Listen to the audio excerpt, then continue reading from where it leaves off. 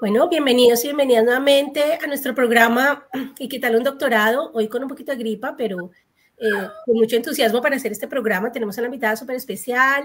Vamos a hablar de un tema que ha estado muy de moda en los últimos años, se escucha mucho más que seguramente antes, pero yo no creo que sea un tema tan nuevo como la gente piensa, que es el tema de biotecnología. Y nos va a acompañar hoy la doctora Carolina Santa Cruz, quien además es directora de la OWSD, que es la organización de la UNESCO para las mujeres en la ciencia en países en desarrollo. Ella lidera el capítulo de Colombia, pero hay capítulos alrededor de todo el mundo. Ya nos va a contar un poquito más de eso, respecto de eso más adelante. Y también ella es líder para varias regiones, va a contar también para el International Science Council. Lo que nos trae hoy a este programa es no solo entender de qué se trata hacer un doctorado en biotecnología, especialmente en Brasil, que es la experiencia que ella tiene, sino también lo que le ha permitido hacer, lo que le ha permitido lograr y los sueños que ella tiene para, digamos, Colombia, para el mundo, gracias a haber logrado, digamos, conseguido ese título, pero no solamente es como tenerlo en el papel, sino qué impacto tuvo en su vida, en su familia, en la comunidad que la rodea, en el país, gracias a ese título, gracias a ese trabajo que ella realizó de estudios en el exterior. Hay mucho que ella hoy la escucho querer hacer en Colombia y la apoyamos muchísimo también desde las iniciativas de SIPO y Devolver Conciencia, quienes estamos detrás de este programa. Doctora Santa Cruz, bienvenida. ¿Dónde se encuentra hoy? Muchas gracias, Carolina. Muchas gracias, Laura. Hace tiempo teníamos esta cita y estoy feliz de que la podamos hacer cerrando el 2024 porque tenemos muchos motivos para celebrar, ¿no? Yo creo que lo que se logra, lo que se hace haciendo, trabajando con mujeres, es una experiencia que se debe compartir para contagiarla y ojalá podamos hablar sobre eso más adelante, pero estoy muy feliz de estar aquí porque OWSD ha firmado este acuerdo con Sí Puedo y con Devolver Conciencia justamente para lograr una de las misiones de la Organización de Mujeres Científicas para los Países en Desarrollo, y es visibilizar la vida, las trayectorias de las mujeres que hemos hecho ciencia para mostrar que la ciencia y el conocimiento es nuestro superpoder y que tenemos que unir esos superpoderes para poder avanzar en la solución de problemas, para trabajar por la sociedad y por el planeta. Gracias, doctora Santa Cruz, qué emoción. Yo la voy a llamar Carolina, las dos aquí nos llamamos Carolinas y estoy muy contenta de que nos acompañe el día de hoy, que tenga la disposición, el tiempo, además de una agenda tan apretada como la que siempre tiene, de venir a contarnos esa experiencia de que es estudiar un doctorado, específicamente en un campo tan específico, pero que a su vez puede generar un impacto tan global y tan general en la población. Entonces, ahorita le quiero la palabra a nuestra compañera Laura Loaiza, que también nos está acompañando el día de hoy, miembro de Devolver Conciencia. Laura, ¿dónde te encuentras? Hola, muy buenos días, tardes para mí. Estoy actualmente en Suecia, ya no está cayendo la noche acá. Me alegra mucho poder estar acá y súper contenta de poder compartir un poquitico con nuestras dos Carolinas sobre mujeres en ciencia y sobre la vida de Carolina Santa Cruz. A mí me gustaría saber un poquitico más de Carolina Santa Cruz, en dónde nació, cómo fue su infancia, un poquitico muy corto, pero me da curiosidad. Ok, claro que sí. Pues yo soy colombiana, a pesar de que viví como la mitad de mi vida en Sao Paulo. Yo los primeros años nací en Pasto y esos primeros años estudié en el Colegio Javeriano en Pasto. Terminé el bachillerato y como todas las niñas y estudiantes de los 80s, pues, o que nacimos en los 80s, era muy común irnos, ¿no? Creo que inclusive a veces desde antes de terminar la secundaria, porque yo también tuve ganas de irme para Europa a hacer intercambio. Algunos de mis compañeros se fueron para Europa, otros para Estados Unidos y después regresaron para hacer el 11 grado otra vez en el Colegio Javeriano para después volvernos a ir, porque la idea era que cuando tú naces en ciudades pequeñas tienes que irte a las ciudades grandes a estudiar carreras competitivas, ¿no? Y entonces nos fuimos todos y yo vine para Bogotá porque en la época nosotros en el Colegio Javeriano teníamos posibilidad de hacer intensificación de las materias en las cuales nosotros creíamos que teníamos vocación para poder después continuar los estudios universitarios. Entonces yo desde 9º grado ya intensificaba bioquímica, y eso quiere decir que nosotros pasábamos mucho tiempo en el laboratorio trabajando en pequeños proyectos que nos aproximaban a lo que eran las ciencias exactas, físicas y naturales, para los que habíamos decidido que esa era la escogencia. Confieso que de pronto la orientación vocacional en esa época, y no sé si eso ha cambiado, pero en esa época era más bien restricta a que si no te gustan las exactas, entonces te gustan las blandas, y que si te gustan las blandas, estudias psicología, y si te gustan las exactas, si te gustan las ciencias, pues estudias medicina. Entonces yo apliqué para medicina, pero yo siempre como que había pensado que lo mío era la ciencia de investigar cosas, ¿no? Y cuando a ti te preguntan por qué quieres ser médico, no sé lo que respondan las niñas hoy, pero muchos años oímos decir, porque yo quiero salvar vidas. Claro. Y en mi caso, sí, yo también creo, pues, obviamente, ¿no? Quería salvar vidas, pero yo quería una medicina más investigativa. Y entonces una colega del colegio me dijo, bueno, yo he aplicado a un pensum nuevo que apareció en Colombia, que es la microbiología, y cuando me lo pasó, pues me encantó. Me pareció que, sobre todo el énfasis que había en la Javeriana, era mucho lo que yo estaba imaginando, o como yo me estaba imaginando, ¿no? Como que uno se imagina dentro del espacio. Entonces yo no me estaba imaginando en una sala de urgencias, más bien me estaba imaginando en laboratorios, y microbiología industrial parecía mucho una carrera investigativa. Además que industrial tenía que ver con tecnología de las fermentaciones, microbiología para el agro, para fármacos, para cómo hacer dinero con bacterias. Entonces, pues en mi infancia yo creo que siempre fui así como muy curiosa y me gustaban mucho las ciencias. Mi papá es ingeniero agrónomo, y entonces las ingenierías también me gustaban mucho, pero más hacia las ciencias, y pues terminé siendo microbióloga industrial. Qué interesante, Carolina. Me genera curiosidad saber cómo te sentías siendo una niña interesada en ese tema. O sea, tuviste como algunas miradas extrañas alrededor, tu alrededor, digamos, en el colegio, profesores o la gente de la familia que te dijo, pero bueno, ¿qué hace una niña en la ciencia? ¿Tuviste esa sensación o todo el tiempo te sentiste, no, aquí pues las mujeres, pues como hoy te escucho decir, vamos para la ciencia, hemos logrado tanto? En ese momento que eras más joven, que estabas de pronto como tratando de explorar qué querías hacer, ¿sentías un poquito como algunas prevenciones al respecto? Pues yo quería ser artista, pero el arte era una cosa de quien no iba a profesionalizarse en arte, porque el arte en esos años era una cosa que uno tenía que adoptar como hobby.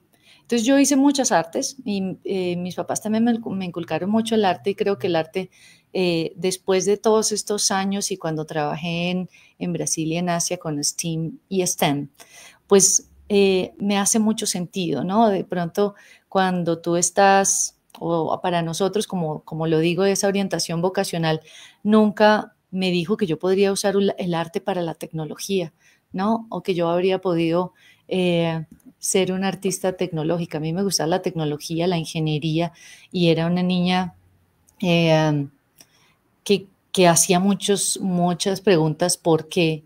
Y entonces en esos porqués, pues no pude dedicarme a la ciencia desde muy pequeñita, como en cursos extracurriculares, etcétera. Yo sí hacía mucha ciencia y hacía experimentos científicos en casa, o ¿no? Desarmaba cosas, o armaba electrodomésticos con material reciclado, y mis juegos eran con las muñecas y la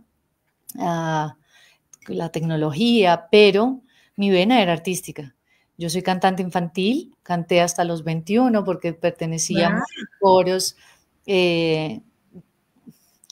aficionados, pero como eran coros líricos, entonces el mínimo requisito era saber solfear, y para entrar a una carrera de música en la Javeriana por lo menos tú tienes que aprender, o en esa época tenías que saber dominar, por lo menos 3 instrumentos. Entonces tampoco era fácil, ¿no? Después como que ya fueron apareciendo otras vertientes para quienes estudiaran música, como ingeniería musical, y hoy los niños deberían saber muy bien que las artes son una excelente forma de hacer design y prototipos, que pueden utilizar tecnología, y por eso el arte es tan especial dentro de las áreas STEAM, porque significa justamente el diseño y el prototipaje, y para prototipar tú tienes que ser capaz de juntar todos los conocimientos de forma multidisciplinar que aprendes en la sala de aula para después irte a un espacio de prototipaje y ponerte a prueba. Entonces yo creo que me ponía mucho a prueba como experimentando yo misma sobre las ciencias, y decidí que tenía que hacer ciencias porque arte no me iba a dar de comer. Entonces abandoné las artes y hoy canto como por aficionada, y pinto, y me gusta mucho varios tipos de artes, instrumentos. Soy melómana como mi papá también, pero me dediqué a las ciencias porque en esos años hacer arte no era una profesión. Bueno, yo te agradezco mucho que nos compartes esto también por 2 razones. Uno, porque muchas veces cuando estamos en el proceso de aprendizaje más jóvenes, a veces no entendemos dónde lo que estoy aprendiendo encaja. Cuando yo veo la hoja de vida de Carolina Santa Cruz, tremenda científica, uno nunca se imagina que ella tiene algo de música por ahí, algo de pintura, y todo alimenta, ¿no? Todo entra en esa cajita de aprendizaje, de conocimiento. Hay interconexiones no solo neuronales, sino también interdisciplinarias que alimentan nuestro crecimiento hacia mi forma de verlo, no es necesariamente la de todo el mundo, es todo lo que uno pueda aprender tiene que ser bienvenido.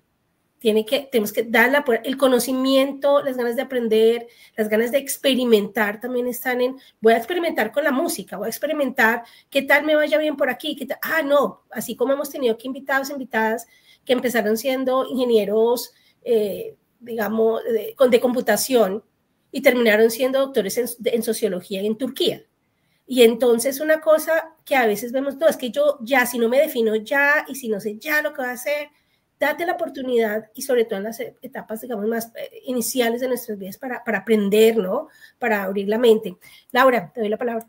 Sí, me gusta mucho que Carolina haya compartido esa historia, porque me siento súper identificada, en mi caso era igual, y me gusta mucho como eso que al final la tarea de hacer ciencia, de hacer investigación, sigue siendo una actividad bastante creativa.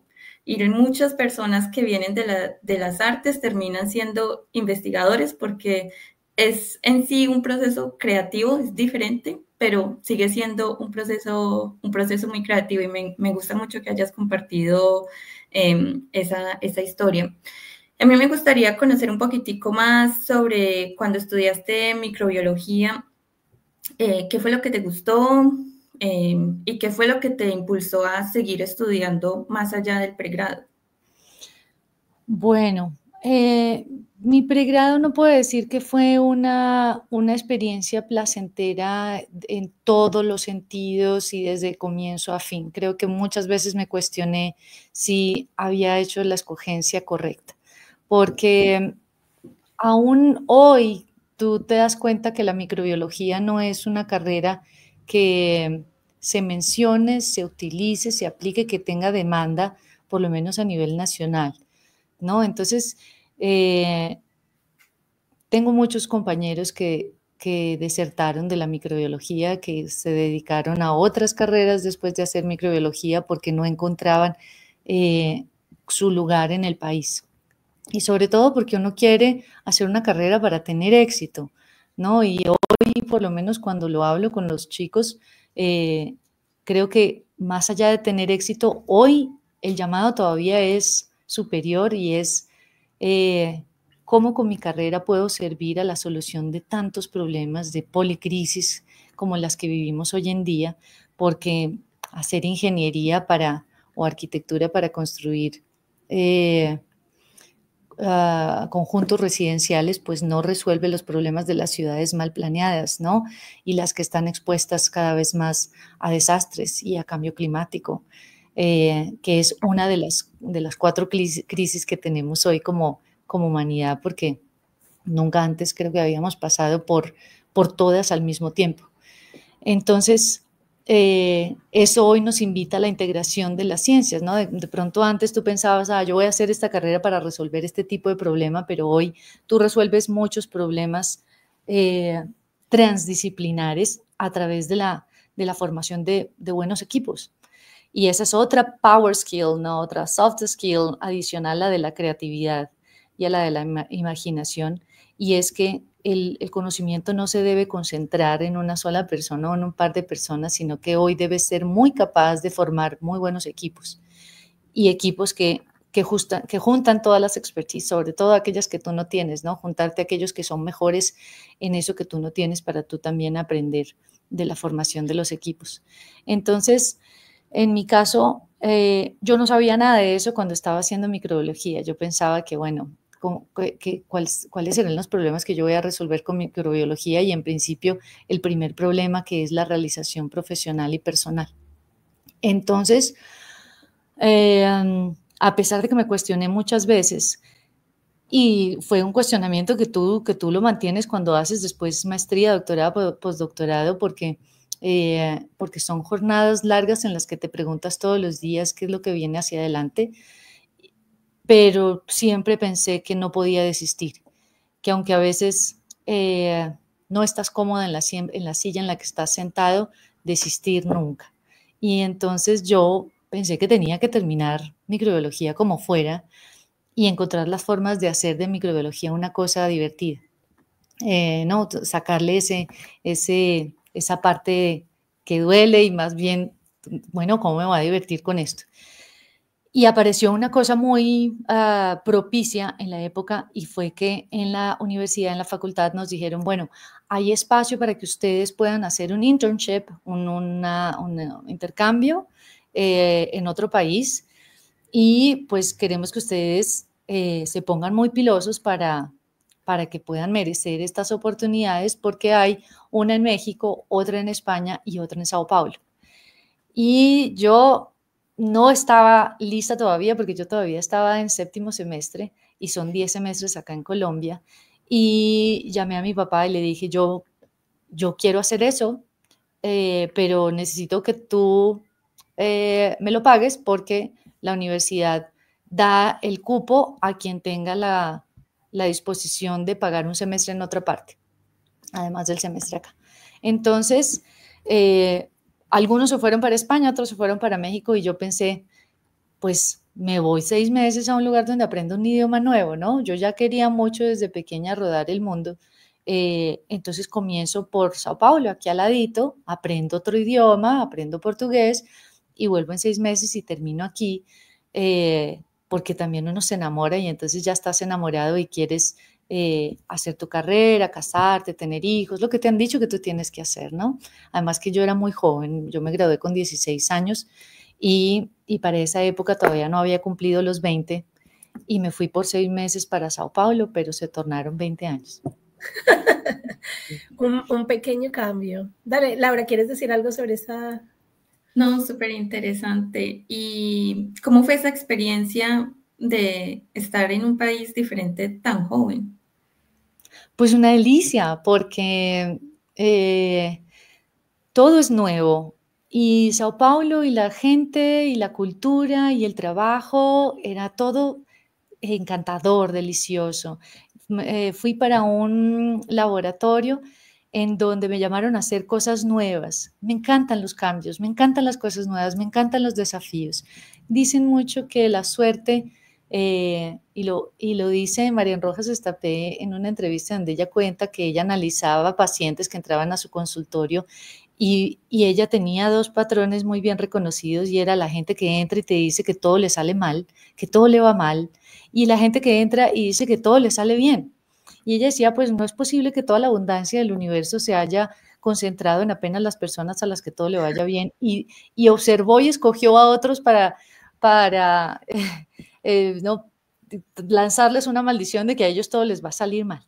Y entonces ella dice que está muy de acuerdo con un neurocientífico que afirma que la suerte es la perfecta conjunción entre la oportunidad y la preparación, y que por eso debes prepararte.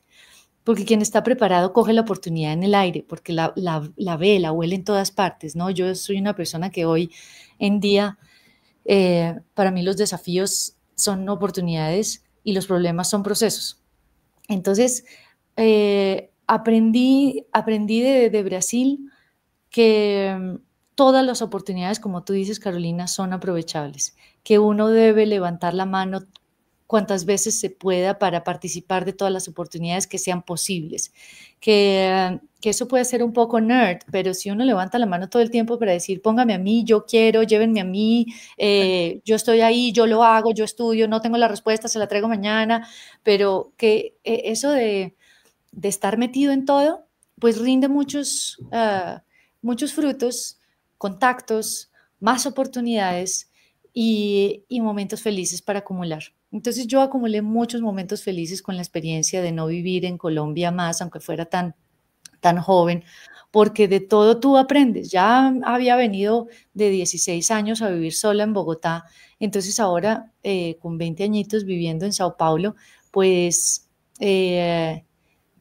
estaba lista para aprender todo lo que necesitara aprender. Entonces hablé portugués, hice curso de portugués aquí antes de irme, hablé portugués mal hasta que lo perfeccioné y hablé bien. Tuve compañeros que no hablaron nunca portugués porque como les entendían en español y les daba miedo equivocarse, entonces se quedaron en español, pero tienes que pilotar y tienes que hacer de la experiencia el camino de la perfección, ¿no? Se perfecciona en el camino. Entonces, portugués ya estaba yendo bien, trabajaba mucho en inglés, tenía que leer muchísimo en inglés también.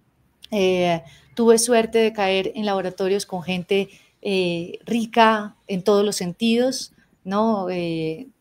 Culturalmente, científicamente, personalmente. Entonces, comencé a reconocer muchos modelos de personas maravillosas en las que tú piensas, yo quiero ser como ella cuando yo sea grande, yo quiero ser así, yo quiero tornarme un científico como ellos. Trabajé en el centro de biociencias, y este centro tenía un departamento de biotecnología, entonces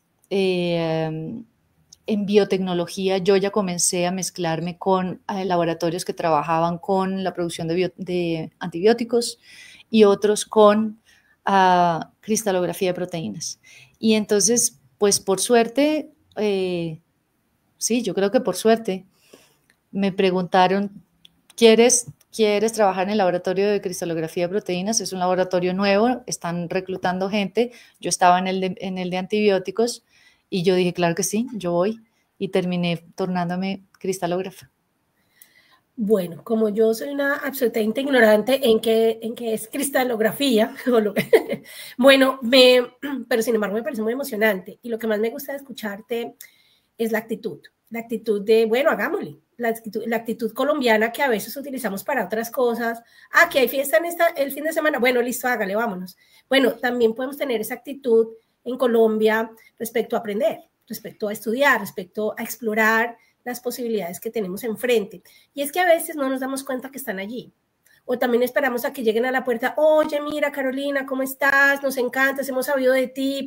No, a veces nos llegan a la puerta, oye, mira, no, a veces toca dar unos pasos, hay que moverse, ir a buscarlas, como tú dices, Carolina, levantar la mano y hablar y preguntar, y también tener la disposición a que le digan a uno que no. Parece que en el caso de Carolina eso todavía no lo hemos escuchado, parece que han habido muchos sís, no, dale, adelante, oye, te interesa, bienvenida. Y no sé si es esto también un poco algo que me llama la atención, es que cuando uno tiene la actitud de hacer cosas, la actitud positiva de entrar como a ofrecer su trabajo, su conocimiento, para que la gente se da cuenta y te empieza a buscar. Pero cuando estamos de pronto también muy con una actitud negativa, no sé, pues la gente tampoco va a llegar a buscarte tan fácilmente. Entonces, abrir puertas en ese sentido me parece muy, muy interesante. Y me gustaría, pues, preguntarte antes de que la siguiente pregunta la haga Laura, y es, estando allá, y viendo estos modelos de rol, que es un poco el trabajo que queremos hacer aquí, por el que está sentada con nosotros hoy en día, es creando modelos de rol para otros y otras colombianos, colombianas que están viendo esto en diferentes etapas de su vida, de sus carreras. ¿Qué te llamó la atención de esos modelos de rol que te hicieron pensar, bueno, por aquí hay un camino nuevo, un camino de estudios que te preguntaba Laura, y es, ¿cómo empezaste a explorar esta idea de un posgrado, aun cuando no habías ni siquiera terminado, parece ser, la carrera atrás en Colombia? Bueno, pues sí, yo era nerd, entonces a mí me gustaba hacer todo y tenerlo todo listo antes y leer sobre lo que íbamos a hablar y traer ideas. Entonces yo creo que la proactividad trae la oportunidad también porque, como dices tú, Carolina, pues la gente observa el interés, ¿sí? El que está tímido, el que se esconde, el que no se queda, pues se pierde de una oportunidad de levantar la mano porque no quieres ser visto, estás tímido y entonces la timidez y el miedo pues pueden ser parte de nuestra idiosincrasia, pero debemos trabajar muchísimo en los colegios para preparar a los niños a que sean más, a que desarrollen más estas habilidades relacionadas con la inteligencia emocional, porque como lo dices tú, la actitud lo es todo. Entonces, niños con buena actitud, jóvenes con buena actitud, tienen muchas más chances de encontrar la oportunidad. Aún si no están preparados, ¿no? Pero se preparan en el camino. Y bueno, en relación a los role models, yo creo que a mí me sorprendió un país que tenga una idiosincrasia tan diferente a la nuestra, ¿no? El miedo en la pirámide de las emociones está en la base y su opuesto es el amor. Y tú ves que las personas que son movidas a miedo, que a veces la timidez es ese miedo, el miedo te causa envidia, te despierta competencia, te causa como esos sentimientos que no te permiten colaborar con los demás, porque si hay miedo, entonces tú prefieres estar siempre a la defensiva que estar de corazón abierto. En cambio, quien trabaja movido por el amor, pues entiende que tu camino y el comienzo de tu camino no puede ser comparado con el medio ni el final del camino de otro, que tú no estás ahí para competir, que estás para aprender, que estás para compartir de lo poquito que tú sepas, porque lo poquito parece más cuando se comparte. Habrá momentos en los que las personas también aprendan de ti y no estás tú ahí solamente, no como un joven recibiendo información, sino que también estás trayendo una adición al grupo. Y es muy lindo trabajar en grupos de investigación porque creo que te dedicas justamente a entrenarte en la escucha. Y es, yo que vengo de un país que es pequeño en relación a ciencia, me voy a uno que tiene ciencia más desarrollada y me doy cuenta que aquí la gente tiene foros de discusión, seminarios de presentación de proyectos, discusión de sus propios proyectos para decir lo bueno y lo malo, lo bonito y lo feo, sin que haya competencia, sino justamente solo para escuchar cómo poder enriquecer tu proyecto de investigación. Nosotros fuimos entrenados desde siempre en la comunicación de nuestros proyectos. Y comunicación es otra power skill que debe ser desarrollada desde muy temprano, porque quien se comunica mejor, vende mejor, y quien vende está en donde hay demanda para tu producto. Y tu producto pueden ser tus ideas, pero tú siempre estás vendiendo. Entonces, yo creo que hoy reconozco en mis profesores, en mis coordinadores, en mis orientadores, coorientadores de proyecto, en mis directores de tesis, todos fueron role models para mí, sobre todo en la calidad humana, ¿no? Personas de excelentísimo nivel académico, con muchísimos títulos, que se sientan a la mesa a almorzar con las personas que limpian el laboratorio, que limpian los corredores del edificio, porque en Brasil la gente es así, ¿sí? Y esa humanidad yo creo que hace que los modelos no se centren solamente en aquellos que están muy arriba de nivel en relación a ti como estudiante, sino a aquellos que justamente hacen que las cosas funcionen, y es quienes están en otros niveles, pero que tienen mucho a ofrecer desde su calidad humana, desde sus capacidades, desde sus experiencias. Brasil es un país maravilloso por causa de eso. Creo que una grande generosidad y espíritu de cooperación, de formación de cadenas de favores. Entonces, así, mi corazón es de Brasil, porque me enseñó todo lo más lindo que yo creo que sé. Qué bonito. Laura. Sí, muchas gracias por compartirnos esa experiencia.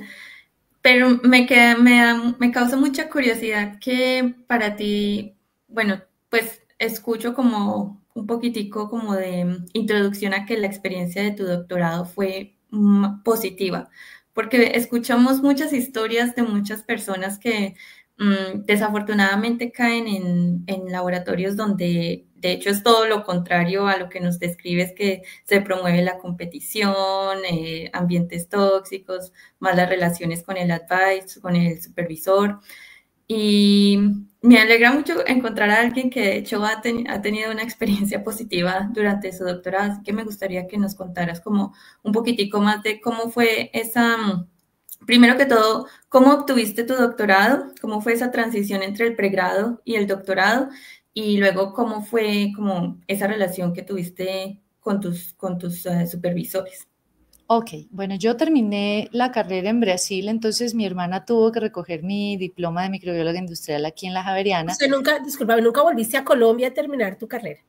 Yo tuve que regresar un semestre a traducir la tesis, porque todo lo había hecho en portugués, entonces en la Javeriana tenía que entregar las cosas en español para poder tener la validación, y regresé para Brasil porque desde que antes de tú de terminar tu pregrado, tuve colegas que ya tenían beca, y esas becas se llaman TT, que es de entrenamiento técnico, o IC, que es iniciación científica.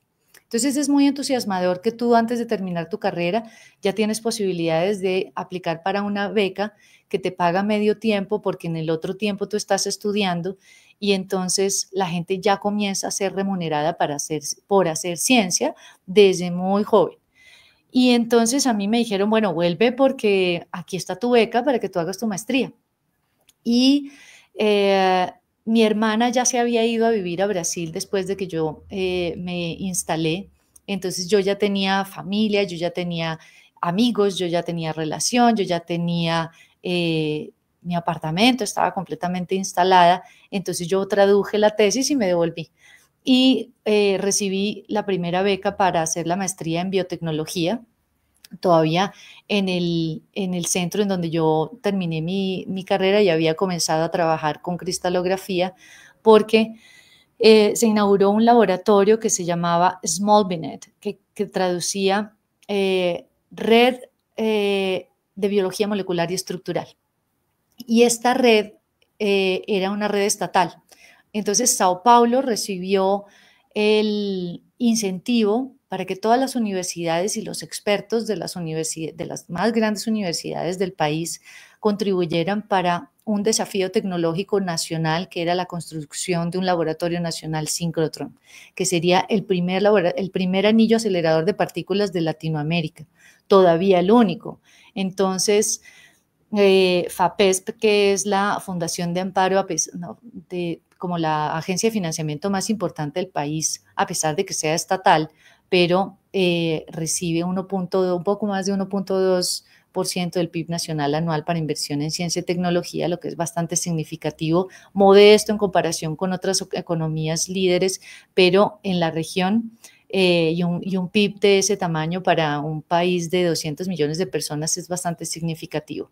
Y se pusieron muchísimos esfuerzos en la construcción de este anillo acelerador de partículas, porque era un proyecto casi que regional. Sin embargo, financiado nada más a nivel nacional, muchos pregrados fueron creados para que los proyectos de investigación se tornaran patrimonio de este nuevo laboratorio que se estaba formando. Entonces, yo tuve colegas que hacían maestría para la construcción de los haces de luz, que hacían doctorado para completar varios de los laboratorios nacionales que se crean alrededor de esta grande infraestructura, muchos que se fueron a la NASA, pero todo hecho por ingenieros y físicos brasileños. Entonces, una infraestructura que traía mucho orgullo nacional y nosotros fuimos en el laboratorio llamados a ser parte de esa red, entonces obviamente que fue una suerte estar en un desafío de tal tamaño. Y además disfrutar de la celebración de poder, de 10 años después, haber logrado la instalación finalmente del laboratorio, que fue un laboratorio nacional que después se tornó en un centro nacional, hoy se llama CNPEM, porque es el Centro Nacional de Pesquisas en Energía y Materiales, pero en el momento solamente era el Laboratorio Nacional de Luz Síncrotron, que quedaba en otra ciudad, diferente a Sao Paulo, y aislado un poco así como la región residencial porque iríamos a trabajar con radiación. Entonces, participar de la etapa de la construcción del Laboratorio Nacional Síncrotron significó viajes y estadías en hoteles, en donde eso hace mucha cohesión, ¿no? en los grupos. Digamos que eso de viajar juntos y trabajar juntos y celebrar juntos las cosas que se estaban haciendo, pues fue todo muy emocionante también. Como siempre, pues cuestión de actitud, ¿no? Yo podría haber dicho, wow, esto es lento, esto es pesado, esto es física, y yo lo que quería era divertirme con microbiología industrial y estoy aquí, no, sin saber dónde va a llegar esto, pero yo creo que hoy de pronto si lo veo hacia atrás, sí, yo creo que sí me divertí mucho porque teníamos muy buena actitud en el grupo y una muy buena líder. Y terminé entonces mi carrera, volví, fui becada para hacer maestría en biotecnología durante 3 años, perdón, y después de que uno hace la maestría, pues uno podía hacer doctorado directo enmendando la maestría con el doctorado. Pero yo quise terminar la maestría y tener mi título en biotecnología y después iniciar un doctorado que para el doctorado ya me transfirieron para Campinas porque ya me dijeron, ok, tú estás ya muy en cristalografía de proteínas, entonces esto de biotecnología que hacemos acá en Sao Paulo se queda acá y tú te vas para Campinas y tienes un coordinador diferente. Entonces me asignaron un nuevo coordinador que trabajaba ya en el Laboratorio Nacional de Luz Síncrotron, recién estrenando laboratorios blanquísimos, limpísimos, nuevísimos, llenos de material nuevo, llenos de dinero para gastar en investigación. Y entonces yo comencé un doctorado en biofísica. Y biofísica porque a pesar de que yo trabajé muchos años con microbiología y biología molecular se transformó entonces ahora en biología celular y estructural, que quiere decir manipulación genética de bacterias, o sea, todavía microbiología, pero para obtención de proteínas y proteínas para poderlas estudiar en un anillo acelerador de partículas que te permita analizar moléculas a nivel atómico. Entonces, casi que sin querer, pues me fui yendo hacia la física porque todos mis compañeros eran físicos. ¿Sabes? De esos que van a almorzar y tú ves en la mesa de al lado que abren la naranja con una cuchara partiendo por la circunferencia perfecta en 2 mitades perfectas y tú dices, es que yo trabajo con físicos. Pero fue muy divertido porque una infraestructura como esa permite mucho la investigación transdisciplinar y eso quiere decir que quien trabaja mucho con bio termina transformándose y utiliza o herramientas físicas para estudiar la vida, termina tornándose biofísico. Bueno, tanta cosa que nos contaste, Carolina, wow. Bueno, entonces vamos a tratar, como yo siempre digo, un dinosaurio, lo más fácil para comérselo es por partes y entender un poquito. Entonces volvamos un poquito a la maestría. La maestría nos contaste que son 3 años, uno usualmente en Colombia, casi que en Europa, en Estados Unidos hablamos de 2 años, una maestría con full dedicación. ¿Por qué esa maestría dura 3 años? ¿Cómo es la tipología de esa maestría? ¿Es una maestría típica en Brasil que dure 3 años o tú simplemente la extendiste por alguna razón? ¿Nos puedes contar un poquito más como de esa maestría, ese programa para los que, no sé, les gustaría de pronto seguir pues ese camino? Ok, el programa típico es de 2 años y el programa típico de doctorado es de 4. Pero si tú enmendas, entonces terminas haciendo 5 años porque no hiciste aparte la maestría y el doctorado, que serían 6, ¿no? Entonces terminas haciendo un doctorado en 5. Yo, todo lo que hice durante mi graduación terminó siendo parte de mi proyecto de maestría, porque justamente me dijeron, vuelve Carolina a Brasil, porque tú ya tienes resultados. Entonces tú ya tienes tu proyecto de maestría y yo ya escribí la propuesta para enviarla para pedir beca. Entonces cuando yo regresé a Brasil ya era becada. Yo fui becada toda mi carrera científica. Entonces la beca para la maestría era una beca menor, o sea, las becas van aumentando de valor y si ustedes entran en la página web de la FAPESP, entonces se puede ver ahí que hay varias categorías y a medida que tú vas creciendo en las categorías, pues vas ganando más.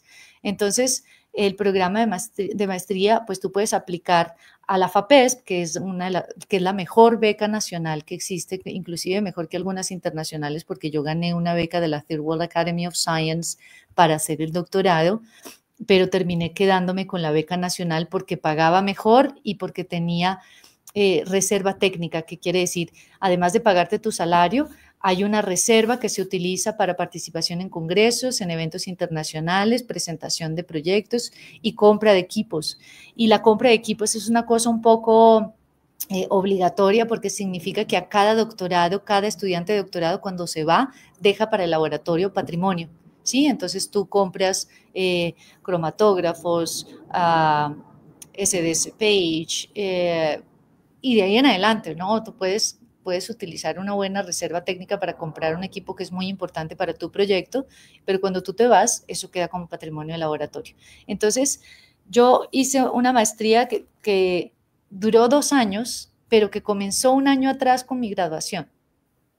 Y todos los resultados se acumularon para lo que después se tornó mi proyecto de doctorado, que a pesar de que fue en un área diferente, porque ya pasé de biotecnología para biofísica y antes yo inicié en el Instituto de Ciencias Biomédicas en la Universidad de Sao Paulo como ya colaborábamos mucho con Campinas, entonces yo migré para un laboratorio en Campinas, que era el Laboratorio Nacional de Luz Síncrotron, pero ahí se comenzaron a construir otros 2 laboratorios muy grandes, que era el de biociencias y el de bioetanol, porque ustedes saben que Brasil es pionero en bioetanol.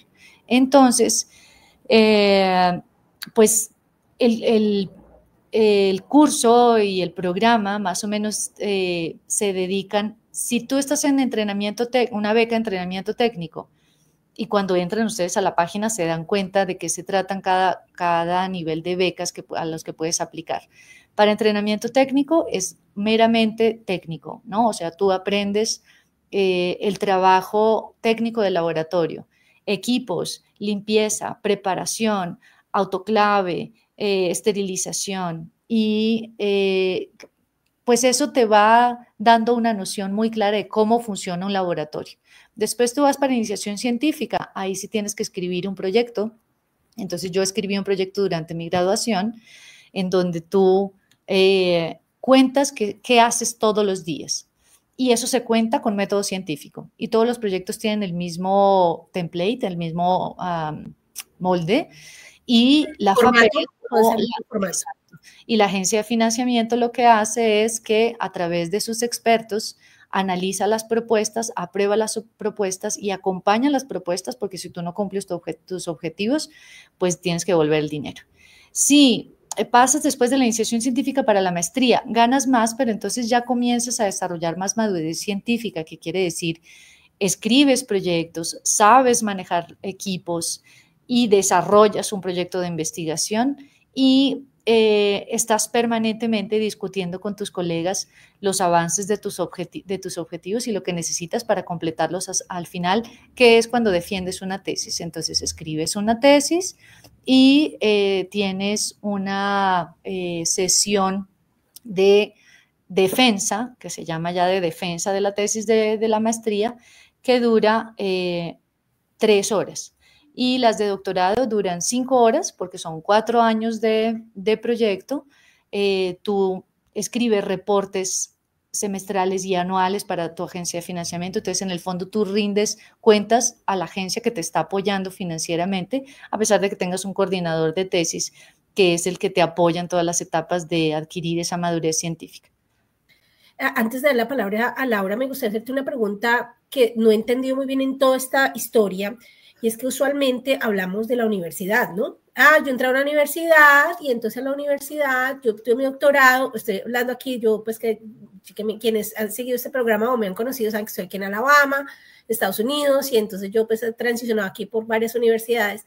Y en todas es así, yo pues la universidad me da la beca para el doctorado, o por ejemplo en el caso mío cuando vine con Fulbright me dio la beca y vine acá, pero aquí te he escuchado hablar de muchos laboratorios, instituciones, organizaciones, y entonces al final estoy como, bueno, entonces hablamos de FAPESP, que puse aquí el nombre porque pues, cierto, de pronto es una invitación a quienes quieran explorar estos temas, pero cuéntame un poco el rol de la universidad dentro de toda esta historia.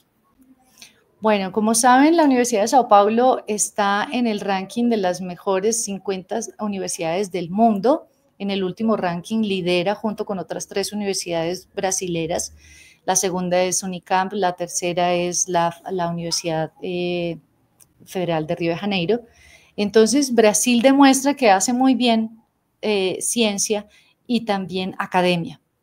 Pero digamos que la universidad alberga muchos programas de graduación, que son la formación académica, pero además son ciudades universitarias. Entonces, si tú las visitas, pues ellas tienen avenidas, bancos, puntos de estaciones de gasolina, tienen una alcaldía, tienen una moradía. Entonces, la ciudad universitaria, digamos que la universidad es una ciudad.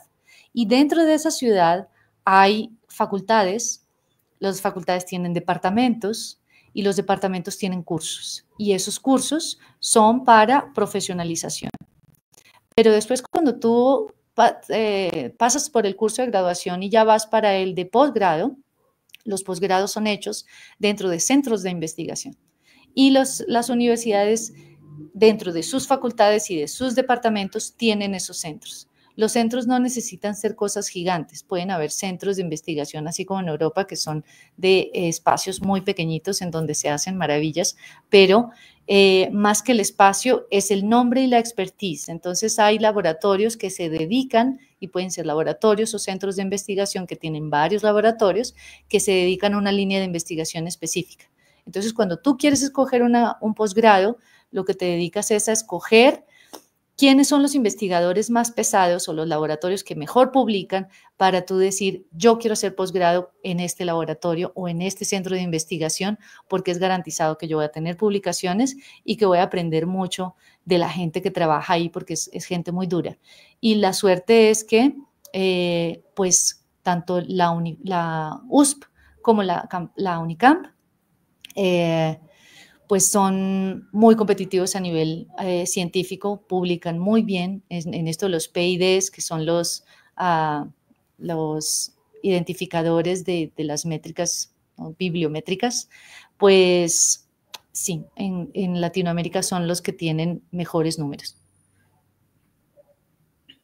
Dale, Laura, te doy la palabra. Y bueno, y creo que sería bueno agregar que normalmente en Estados Unidos los laboratorios se relacionan mucho más con el nombre del profesor, pero no tanto con la línea de investigación, y eso es como muy específico para algunos países, sobre todo Estados Unidos, pero en la mayoría de países como en Europa, América Latina, los laboratorios están como más relacionados sobre cierta línea de investigación.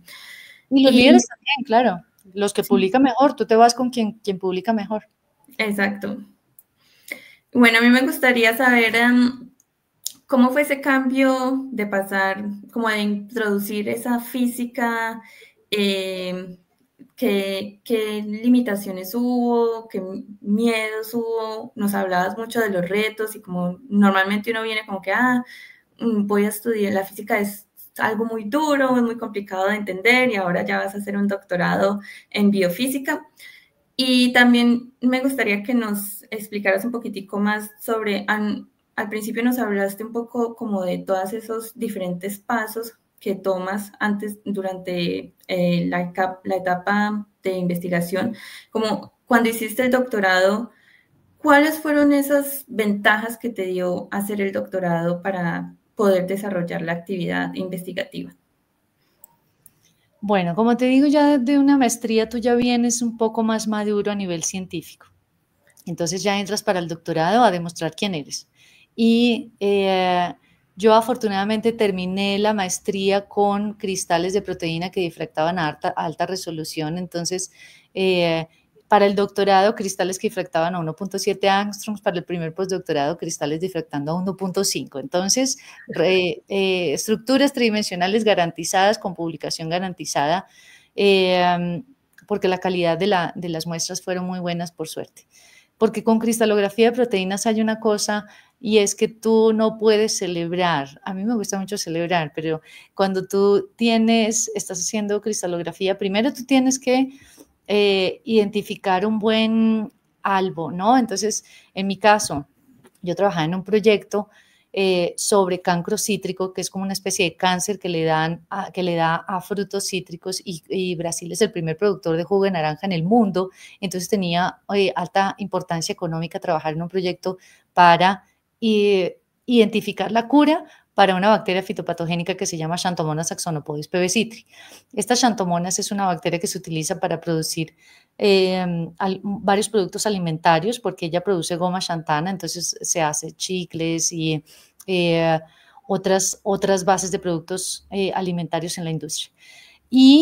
Pero ella causa cáncer en frutos cítricos. Entonces nosotros tratamos de estudiar una forma de matar a la bacteria por la boca. Y eso quiere decir que estudiamos su sistema de nutrición para nosotros poder darle una molécula que pudiera acabar con ella sin que nosotros atacáramos ni cambiáramos la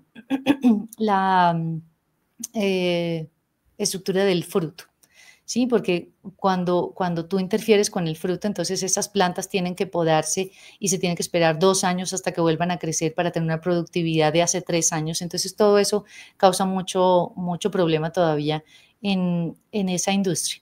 Y nosotros teníamos que primero, entonces, identificar el gen que queríamos estudiar de la bacteria Xanthomonas, extraerlo del DNA de esa bacteria e inserirlo en el DNA de otra bacteria que crece muy rápido en el laboratorio y es muy fácil de manipular, porque manipular Xanthomonas con esa goma y etcétera es muy difícil. Entonces lo que tú haces es, vas para una bacteria que tiene un modelo muy fácil de trabajar, que todos usan, que es Escherichia coli.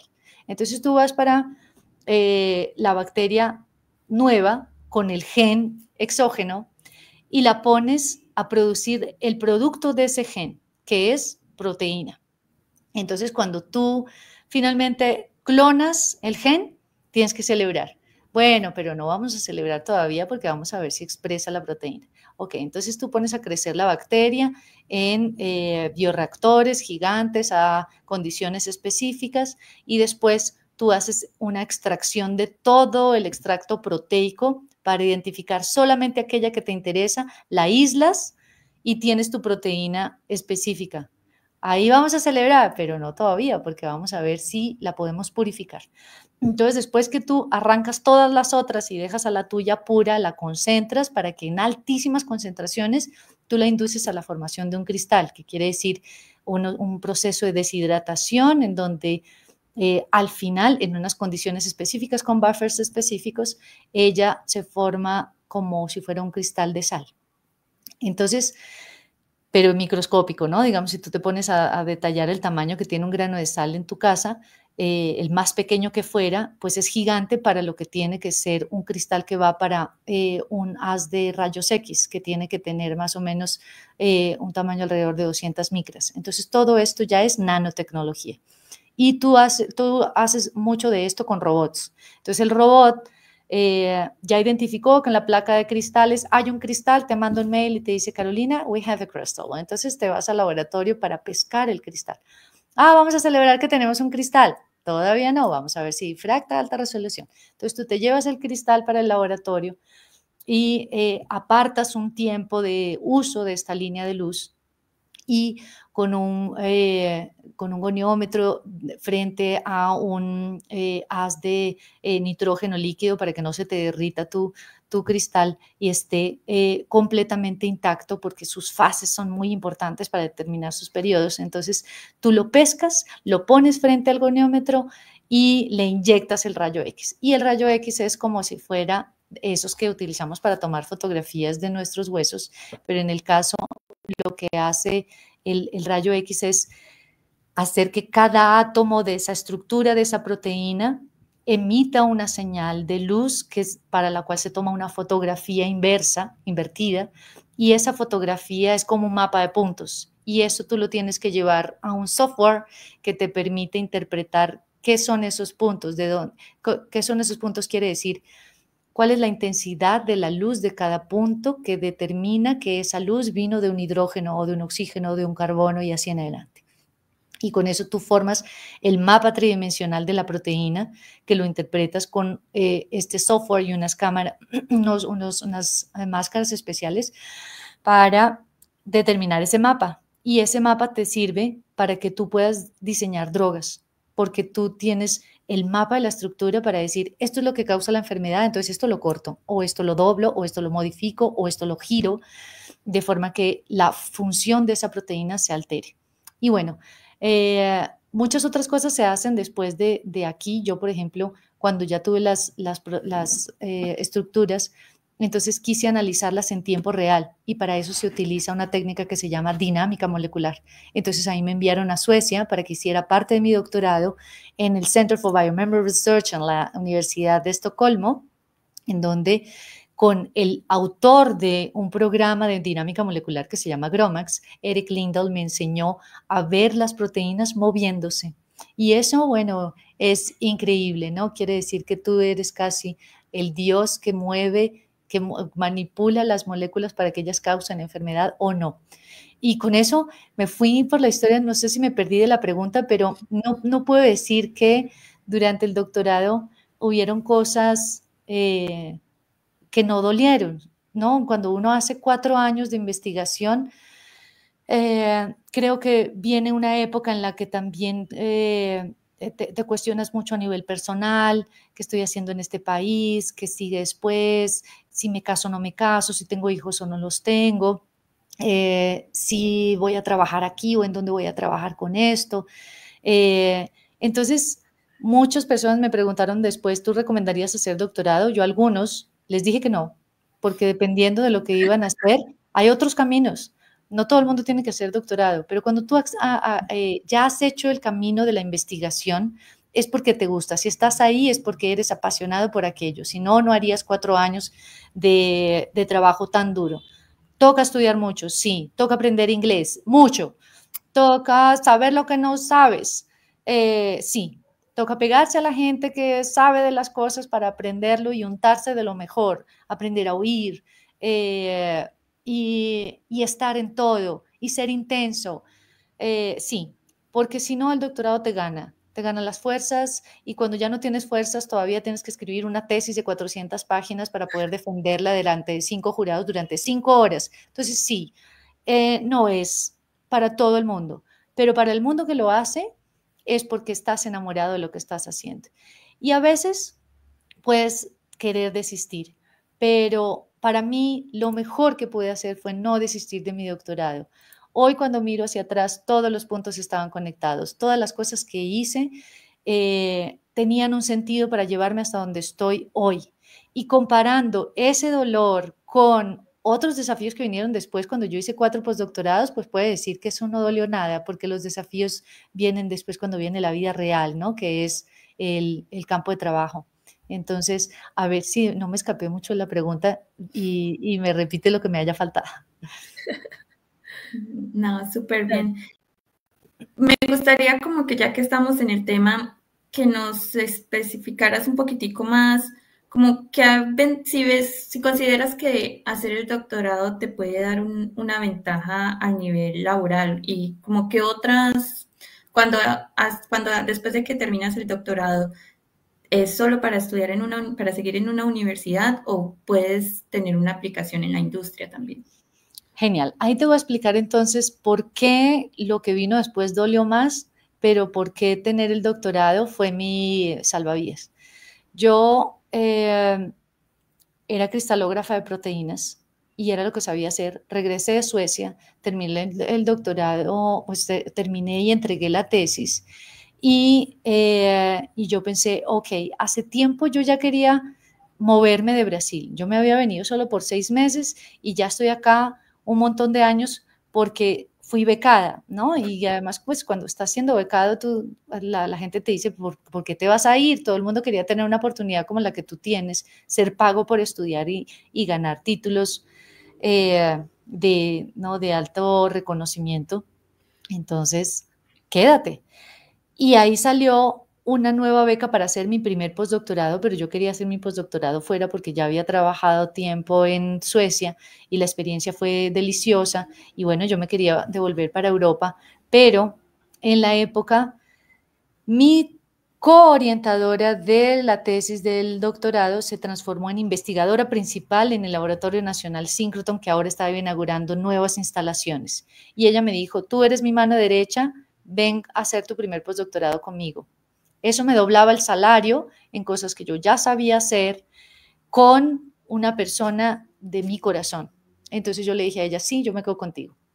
Hice el primer postdoctorado todavía en el Laboratorio Nacional de Luz Synchrotron, que ahora ya era el CNPEM, pero yo venía cansada, ¿no? Creo que después de una tesis grande hay gente que hace pausa y yo no la hice y entonces comencé a probarme en el mercado de trabajo. Y cuando enviaba currículums, pues silencio total. Cristalografía de proteínas, análisis de moléculas a nivel atómico, eso como que cómo se come y en dónde le contratan para hacer eso acá, a menos que usted tenga un anillo acelerador de partículas. Y si no hay anillo, entonces se tiene que ir para una ciudad muy pequeñita donde es el único laboratorio donde hacen eso y se tendría que llevar a toda su familia para allá y no sé si su familia esté dispuesta o se tienen que volver a ir.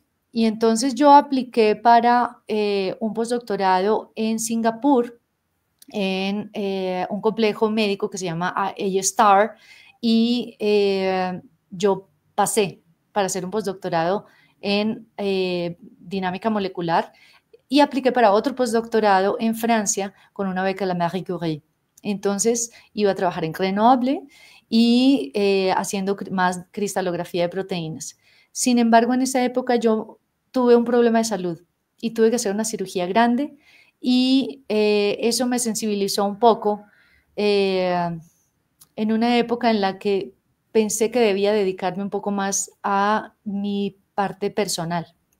Entonces yo me dediqué a lo mío y a lo mío quiere decir a nivel personal y familiar. Dije en Singapur y en Francia, no voy a ir este semestre, puede ser que vaya en otro. Y entonces, como no encontré trabajo, yo pensé, voy a hacer otro postdoctorado, pero lo que voy a hacer ahora es que lo voy a hacer en un área aplicada para dar el salto de academia a industria. Entonces, yo comencé con un postdoctorado en el IPT, que es el Instituto de Pesquisas Tecnológicas, donde se hacía transformación genética de bacterias para obtención de bioetanol, biosurfactantes y bioplásticos. Y eso conectaba muy bien con industrias como Braskem, ¿no? Que también son pioneras en la utilización de bioplásticos que vienen de bacterias porque tú las induces a producción de polihidroxialcanoatos y butiratos. Eso acabó muy pronto porque los proyectos también dependen de cuánto apoyo recibe el investigador principal. Y entonces ese postdoctorado duró muy poquito tiempo y ya me tocó buscar otro postdoctorado. Entonces hice otro. Te voy a interrumpir un segundo, Carolina, para hacerte una pregunta que me hacen mucho y que puede tener respuestas muy diversas dependiendo del campo específico. Y es, ¿qué es un postdoctorado? El postdoctorado es una instancia de un par de años en donde tú haces un proyecto de investigación al que respondes a una agencia de financiamiento que necesita una solución específica. Entonces, tú vas para un laboratorio en donde ya eres un investigador antes de ser de ser un investigador joven, porque allá, digamos que antes de ser un investigador principal tienes que pasar por varias etapas. La primera, obligatoria, es tener un postdoctorado antes de tornarte un investigador joven. Y los investigadores jóvenes ya comienzan a tener líneas de investigación en donde tienen staff. Tú, cuando estás en una maestría, tienes que entrenar a un estudiante de iniciación científica o a uno de entrenamiento técnico, y eso va para tu currículum. Cuando estás en el doctorado, tienes que entrenar a uno de maestría, ojalá más de uno, y eso va para tu currículum también. Y cuando estás en uno de postdoctorado, tú te tornas la mano derecha del investigador principal, donde tú administras un montón de estudiantes de doctorado y participas de sus proyectos de doctorado, participas de sus tesis y de sus publicaciones, porque tú estás ahí también orientando. Entonces, es como una fase pre a la de investigador joven, en donde te preparas para que cuando ya seas el investigador joven y ya puedes comenzar a dar clases y ya te tornas un profesor universitario, puedes aplicar para grants, para dinero. Becas financieras. No, ya no es becas, sino el apoyo financiero para material de laboratorio, para llevar a cabo una línea de investigación. Entonces ya te vuelves, allá se llama joven pesquisador.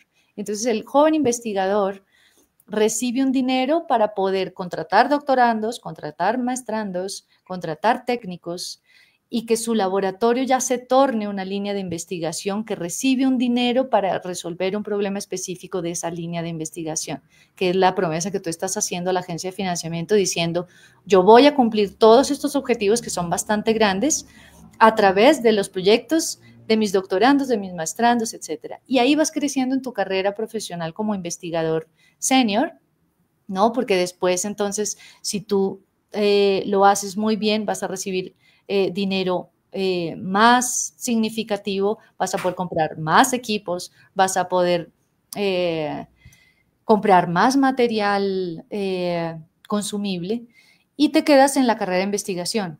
Pero yo sentí que no quería ser investigador porque para yo ser investigador debería continuar siendo cristalógrafa. Si yo me iba para otras áreas, entonces ya quería decir que yo estaba diversificando. Y yo sí quería diversificar, ¿no? De pronto yo no me veía como los profesores que fueron mis profesores y que son investigadores en la Universidad de Sao Paulo, sino que yo pensaba, yo siempre estudié microbiología industrial para hacer industria, yo me voy para la industria. Entonces, cuando tú ya das el salto para postdoctorados en áreas diferentes, ya estás perdiendo ventaja con aquellos que se quedaron siempre en la misma línea de investigación y que cuando van para un concurso, porque allá todo es concursado, en el concurso toda su trayectoria ha sido en volverse los mejores en un área. En cambio, yo ya me estaba volviendo experta en otras áreas.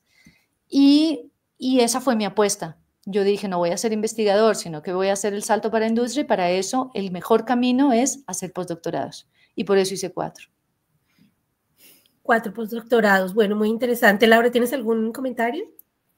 No, súper interesante que yo creo que cuando uno termina el doctorado, como que siempre queda esa pregunta como que, bueno, ahorita que sigo en la industria o en la academia, y es súper interesante que también como que toquemos ese tema, porque creo que a todo el mundo le pasa de no saber exactamente qué hacer después del doctorado. Bueno, pues puedes hacer un montón de postdoctorados o puedes irte para industria si finalmente el puente está bien establecido. En mi caso, segundo postdoctorado lo hice en el Instituto Butantan, en donde trabajamos con vacunas. Después hice el tercer postdoctorado en el Hospital Albert Einstein, donde trabajé con envejecimiento utilizando cordones umbilicales humanos. Después hice el cuarto postdoctorado en el Instituto de Química, donde trabajamos con fotosensibilización, eso es síntesis de medicamentos que son activados por luz. Y entonces cuando ya trabajé mucho tiempo en fotoquímica, dije, ok, pues no puede ser que yo me vaya para el quinto postdoctorado, porque si ellos duran un periodo de 2 años y ya no te renuevan más, porque ya no puedes seguir haciendo infinitamente postdoctorados, a mí ya me habían comenzado a llamar a trabajar de grupos multidisciplinares en donde necesitaban una científica. Y algunos de ellos, un ejemplo, por ejemplo, es los que trabajaban con biomimética, Biomimetics es un área en la que trabajan diseñadores, expertos en patentes, en finanzas, en ciencias, para producir productos nuevos con modelos biológicos. Entonces, los aviones son un ejemplo de, ¿no?, la copia de la aerodinámica de las grandes aves, lo mismo las jarras, el velcro, todo eso nació de observaciones biológicas y estas compañías me comenzaron a llamar para trabajar con biomimética. Y yo pensé, bueno, yo estoy apoyando un montón de startups que han comenzado a surgir en Sao Paulo. El gobierno ofrece facilidades para que tú abres una startup con menos tributación, lo haces por internet, yo voy a abrir la mía.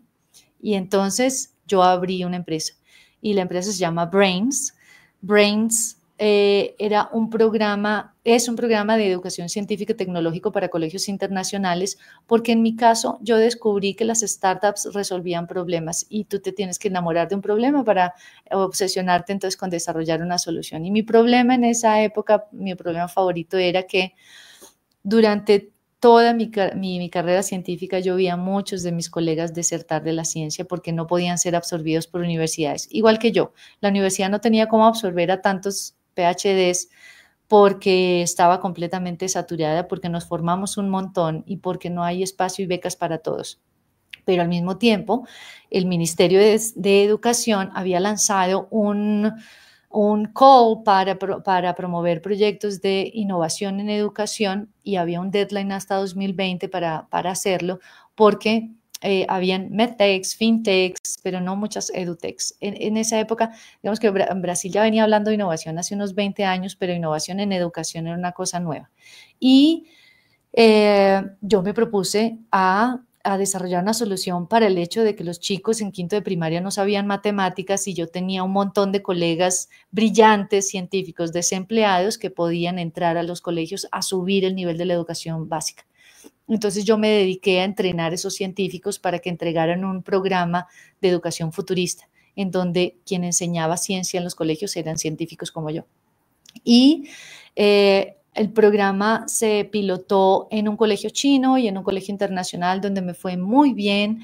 Me fue tan bien que todo el mundo quería que yo estuviera en sus colegios, pero yo no tenía más brazos y no funcionó muy bien entrenar científicos porque científicos que son muy científicos, no todos son emprendedores y es difícil desarrollar como esa vena de la educación básica en todos ellos.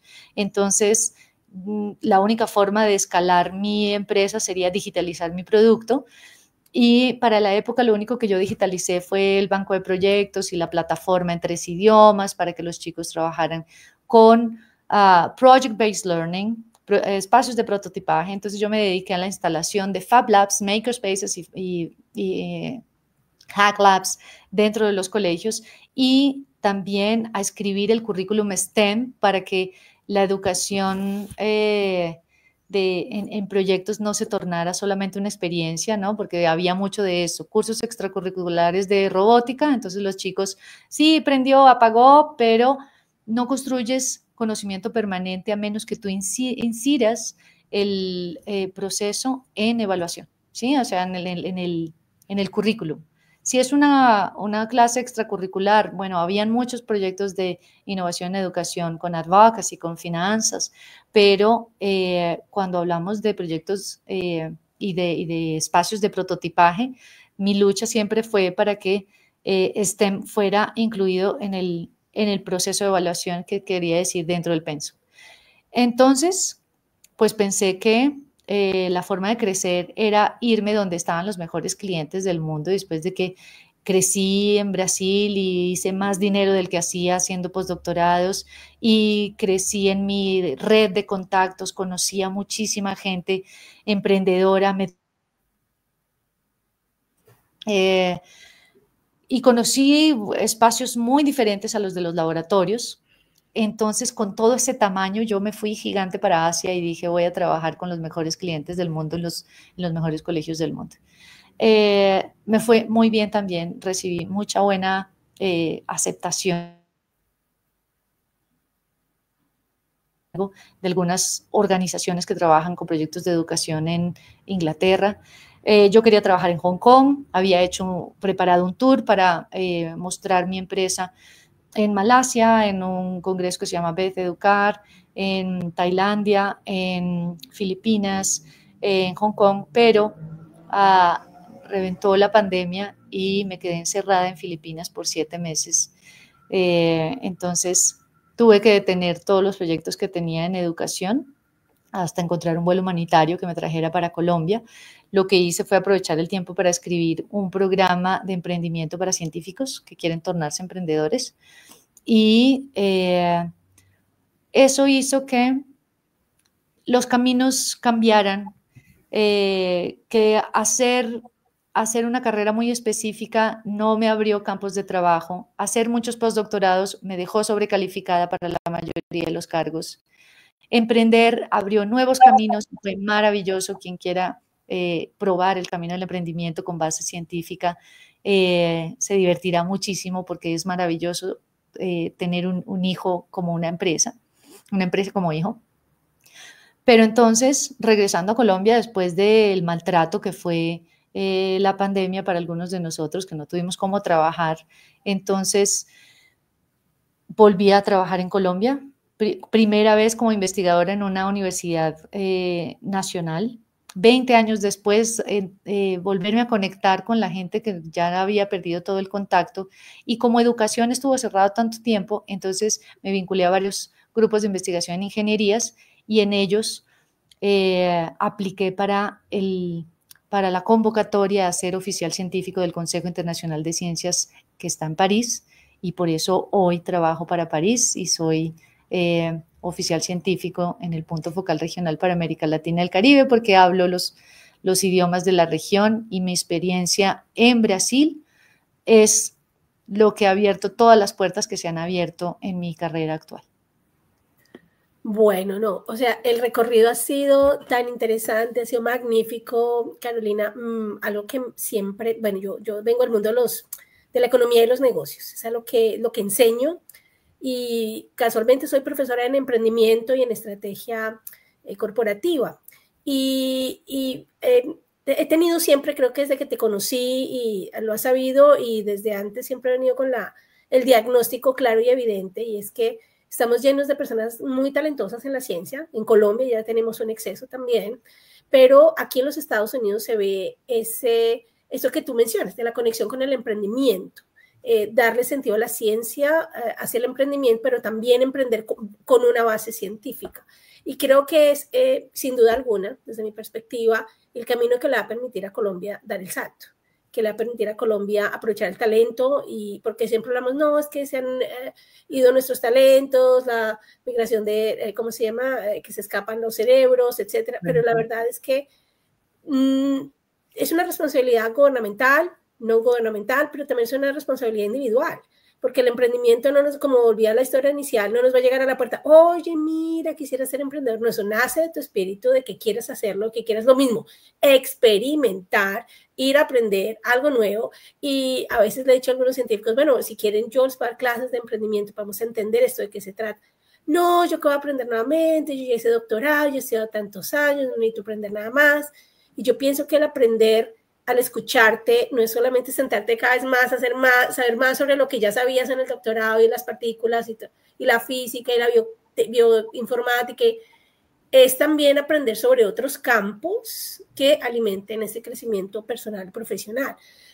Ha sido muy interesante escuchar todo esto, y pues con ánimo de tampoco, aquí me quedé hablando contigo todo el día, pero pienso que también vale la pena mencionar algo que estás haciendo hoy en día, y es que todas estas experiencias, nuevamente volvemos a esa cajita de Carolina Santa Cruz, votó allá, entró música, entró física, entró biología, microbiología, emprendimiento, educación, mejor dicho, entra mucha cosa. Hoy en día estás haciendo un trabajo también en términos de diplomacia científica en Colombia, y veo que volviste a Colombia no solamente porque la pandemia, bueno, ya no tengo más pandemia, porque creo que perfectamente has podido volverte a Brasil. ¿Qué estás haciendo aquí en Colombia? ¿Qué te llama la atención de estar en Colombia? Y cuéntanos un poco de este trabajo que vienes haciendo con la diplomacia. Pues te digo que nunca me imaginé volver a Colombia, menos casarme con un colombiano y rolo y vivir en Bogotá otra vez. Viví poquito en Bogotá antes de irme, entonces ahora estoy hace un par de años nuevamente en Colombia, en Bogotá. Y muchas sorpresas se vinieron porque ya te das cuenta que has cambiado y te has vuelto diferente, pero la diferencia ha sido lo que me ha hecho poder permear otros espacios diferentes a los de los laboratorios, porque justamente los científicos estamos siendo llamados a ocupar otros roles. Y ahí está el rol de ser diplomatas científicos, de ser asesores científicos, de ser comunicadores científicos. Entonces, he tenido la grandísima suerte de toparme con un rol en el que aprendo todos los días. Y ese aprendizaje es justamente porque me conecto hoy con áreas de todos los tipos, sobre todo porque el Consejo Internacional apela mucho por la integración entre las ciencias naturales y las ciencias sociales. Confieso que antes no tenía mucha pasión por las ciencias sociales, hoy las amo. Siento que son lo que hace que nosotros podamos planear mejor los pasos hacia 2050, pasos más certeros, porque somos demasiados, cuando hablo hablando de la especie humana, y estamos en puntos de quiebre para decidir cuál es nuestra responsabilidad frente a las condiciones para nuestra existencia. El mundo no se va a acabar, pero nosotros si no hacemos diferente, pues acabaremos con las condiciones para nuestra existencia. Y el mundo seguirá después sin nosotros, pero eso nos llama a la grande responsabilidad de decidir hacer diferente. Y para ser diferente se necesita de integración entre las ciencias naturales y sociales, entre los sectores público, privado, academia, expertos, sociedad civil. Entonces, y además a multinivel, no solo multisectorial, sino también a nivel local, regional y global. La ciencia es global y lo que hacemos debe tener una intencionalidad. Y para que tenga una intencionalidad, la integración viene de todos esos niveles. Entonces, gobiernos trabajando colaborativamente con expertos que trabajan colaborativamente con sociedad, será la única condición que permita que nosotros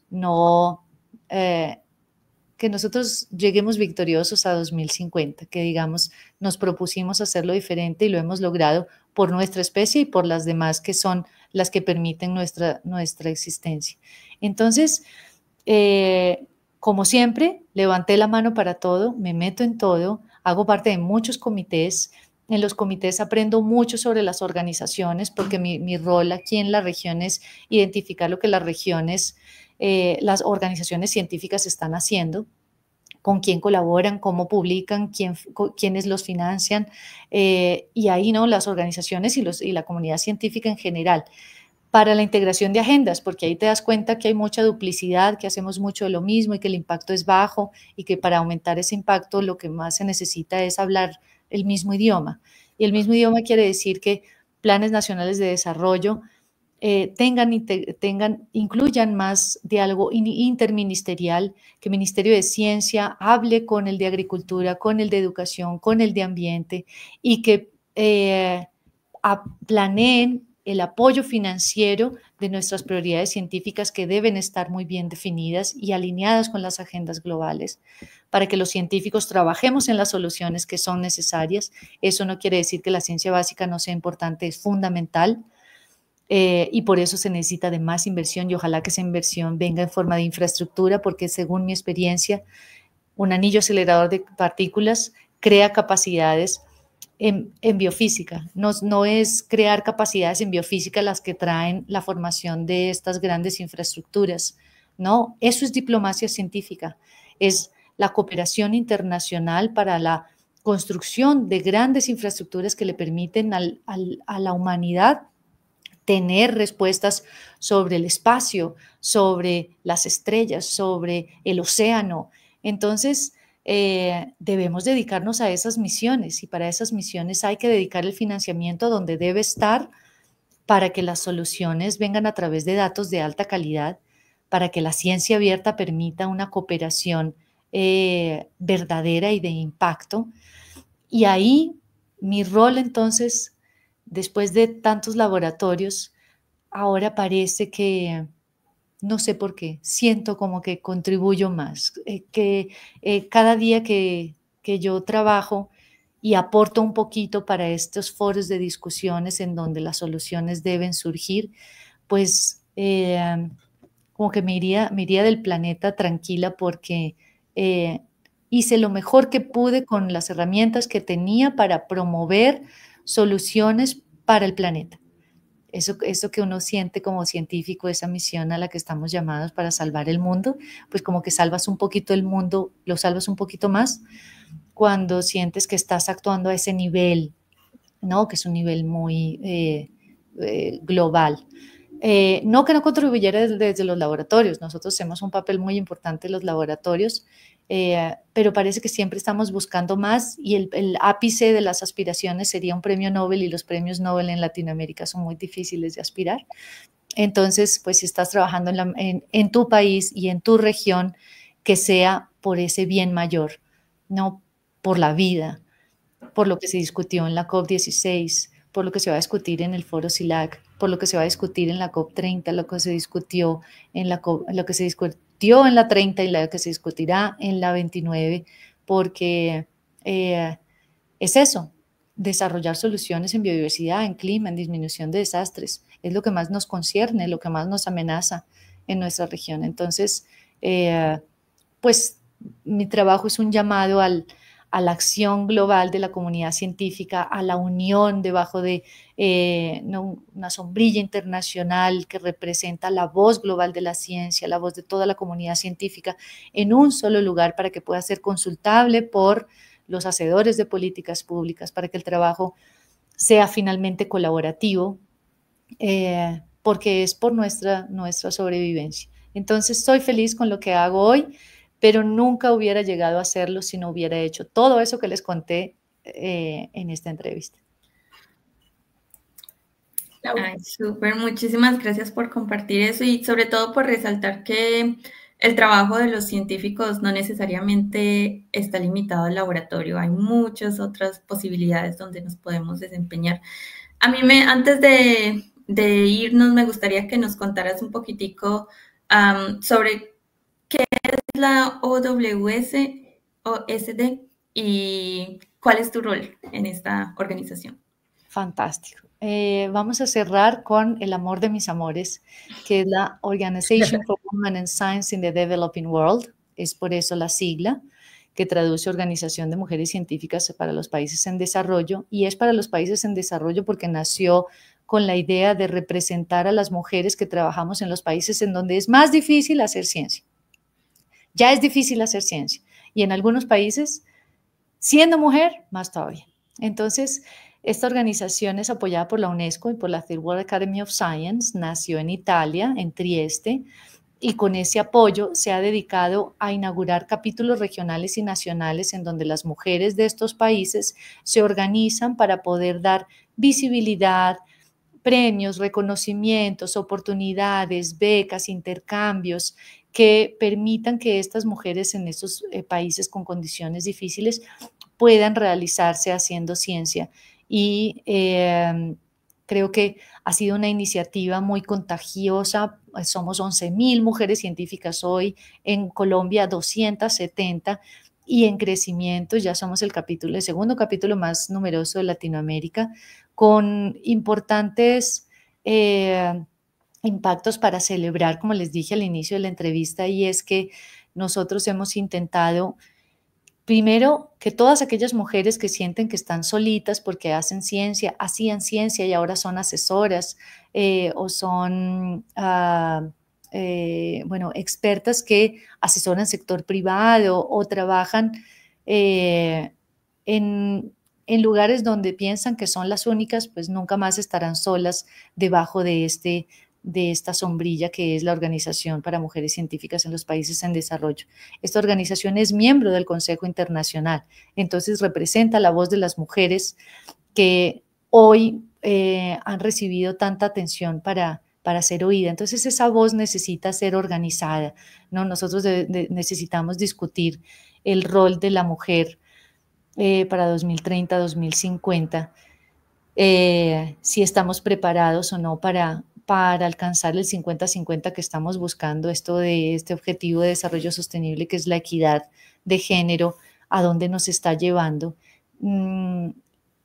Pero a través de la OWSD creo que ese rol para nosotros es más claro, no con propósitos económicos, no solo con el de que las mujeres debemos contribuir al crecimiento económico de los países en una proporción de 50-50, sino más bien que debemos utilizar nuestro poder, que es el conocimiento, para aportar a las soluciones que se necesitan hoy aportar, porque no pueden ser aportadas solamente por el 50% de la población. Nosotros somos un poco más que 50, somos muchas y necesitamos trabajar en las soluciones, estamos llamadas a ese compromiso. Y es mejor apelar a ese compromiso y a nuestro superpoder, que es el que nos provee nuestro cerebro, más que a la vulnerabilidad, ¿no? A la vulnerabilidad de ser mujer y de necesitar las cuotas para ejercer nuestros roles. Sí, hay mecanismos que nos han permitido destacarnos en esos roles cuando hemos sido invitados a moverlos. Nos han puesto a prueba y hemos pasado bien la prueba. Las mujeres hemos respondido a la altura en todos los cargos en donde nos han puesto. Solamente somos pocas todavía, pero eso no nos obliga a que lo hagamos todas o que hagamos cosas que no nos gustan. Estamos obligadas a hacerlo de la mejor manera, en donde nos sintamos mejores, en donde somos mejores, en donde nuestras habilidades sirven mejor. Y eso nos permite que estemos en todos los campos. La ciencia nos permite estar en todos los campos. Es por eso que la invitación a estar unidas debajo de la sombrilla científica, pues me parece mucho más linda, más noble que solamente hablar del género. Es mejor hablar de la ciencia como nuestro superpoder y la ciencia está en todo. Y las mujeres estamos en todo. Entonces, así como lo dice L'Oréal, el mundo necesita de más ciencia y la ciencia necesita de más mujeres. De acuerdo. Carolina, primero que te agradecerte tanto que nos has enseñado hoy, una lección muy grande que yo me llevo de escucharte. Creo que no la había como reflexionado tanto y sobre todo porque no conozco tanto la cultura brasilera, pero se asemeja a la colombiana en términos que es un poco colectiva. Es un poco, nos colaboramos, trabajamos juntos, y es algo que nos distingue, por ejemplo, de la sociedad norteamericana, de Estados Unidos, que conozco más a profundidad, donde aquí el ícono es ser individualista, competir, y son dos formas de lograr, son dos formas de hacerlo, porque han funcionado. Si bien sabemos, pues, el nivel avanzado que tiene los Estados Unidos en términos científicos, pero también deja mucha mella en la salud mental, digamos, la situación de salud física de los científicos también, de los participantes. Es exhausto. Estar compitiendo permanentemente solamente te deja exhausto, cansado, es difícil. En ese sentido, pues me queda la lección de que también quizás Colombia tenga su propio modelo que tiene que empezar a trabajar, y esa interconexión que tú promueves de campos, de áreas, de empresas, de agentes económicos, agentes científicos del gobierno, etcétera, tiene que ocurrir para que este gran como clúster de interacción nos permita crecer como país y darle oportunidad, porque no solamente tenemos que promover la ciencia, el estudio de la ciencia, que es lo que hacemos aquí en Devolver Conciencia, sí puedo, pero también hay que crear más esperanza, más oportunidad laboral, donde pues van a entrar esos roles a jugar, a tener un lugar. Creo que ahorita es la etapa de luchar por esos roles y abrirlos, y tú lo estás haciendo, así que gracias por hacerlo, por representar a las mujeres en este trabajo, pero no solo a las mujeres, sino a todos los géneros, a todas las personas que quieren estar ahí, están, bueno, venga, yo tengo este conocimiento, quiero traer algo a Colombia, ¿cómo lo hacemos? Yo lo he encontrado de otra manera, y creo que aquí todos estamos diciéndonos, dejando el mensaje que es posible. Te quiero hacer una pregunta última, y es, imagínate que estás en esa época que nos contabas del colegio, de la universidad, pensando un poco qué hacer con tu vida, un poco, ¿cierto? Hay muchos y muchas que están en esa etapa, primeros semestres universitarios. ¿Qué te hubiera gustado escuchar, Carolina, en esa época respecto a todo lo que has vivido? O sea, los caminos que además no han sido, para nada tu vida ha sido una línea recta, sino que ha sido un montón de puntos que se han unido y creado todo esto que eres hoy y que van a existir más. Estoy segura que este no es el camino último que tienes, sino me gustaría escuchar un poco qué te hubieras escuchado, si te ayudó a vivir todo esto que has vivido exitosamente. Me hubiera gustado mucho que me enseñaran a entrenar mi intuición. Creo que estamos desconectados de nuestra intuición y nuestra intuición es una forma de inteligencia altísimamente sofisticada que se utiliza para tomar decisiones más felices. En nuestra época, a los 16, a los 18, parecía que escoger la carrera era una decisión para toda la vida y eso nos ponía mucha presión. Hoy nosotros sabemos que no, que podemos escoger y desescoger, avanzar y retroceder, repetir, volver a hacer. Hay un poco más de flexibilidad y eso está bien, pero ojalá que todas esas decisiones que tomamos hubieran sido un montón de decisiones felices, en lugar de algunas infelices, ¿no? Y que por eso tú tuvieras que decidir retroceder o cambiar. La intuición me parece que es una habilidad, o sí, como lo digo, una capacidad interna que va a garantizar que donde quiera que vayas estés en el lugar correcto. Yo tuve que enseñar un poquito sobre la teoría del conocimiento para los colegios del International Baccalaureate y me gustó mucho por ese lado descubrir un poco sobre las 8 formas del conocimiento y una de ellas es la intuición. Y desde esa época soy fan de la intuición porque la intuición no es tu corazón, es tu estómago. Es que cuando tengas que tomar la decisión de qué carrera, a qué país me voy, qué beca aplico, qué escogencia hago, se lo preguntes a tus intestinos, a tus entrañas, esa decisión que se toma con la microbiota, que es nuestro segundo cerebro, es mucho más sabia que las decisiones que se toman con el corazón. Siempre nos han dicho que ha sido el corazón, que tienes que tomar decisiones de corazón, pero el corazón está muy relacionado con la razón, con la emoción, y eso quiere decir que es un poco influenciado con el paquete que has acumulado para tener esa forma de racionalizar. Pero la intuición nunca se equivocará. Entonces,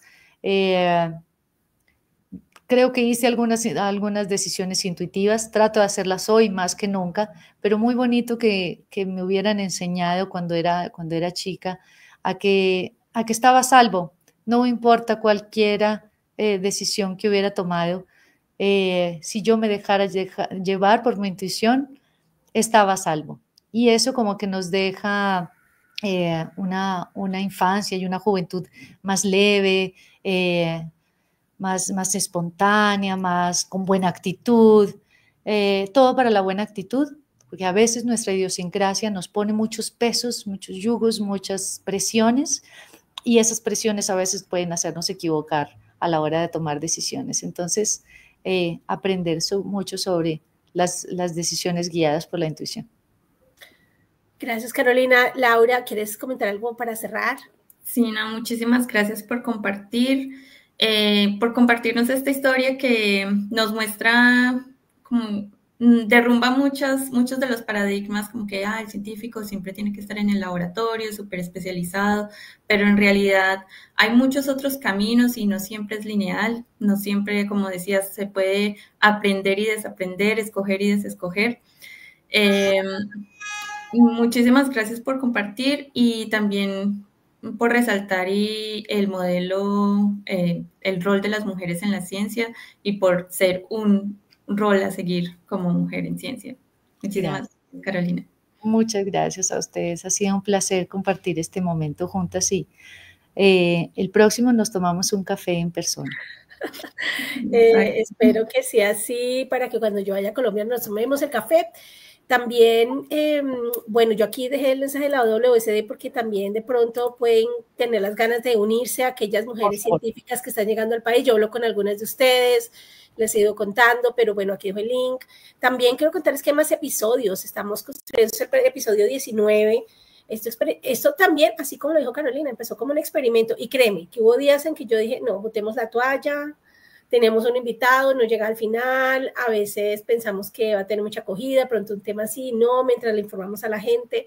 Empezar es difícil, a veces quieres salir y equivocarse también es parte de todo ese proceso en el que dices, bueno, me estoy dando la oportunidad de ver qué funciona y qué no funciona.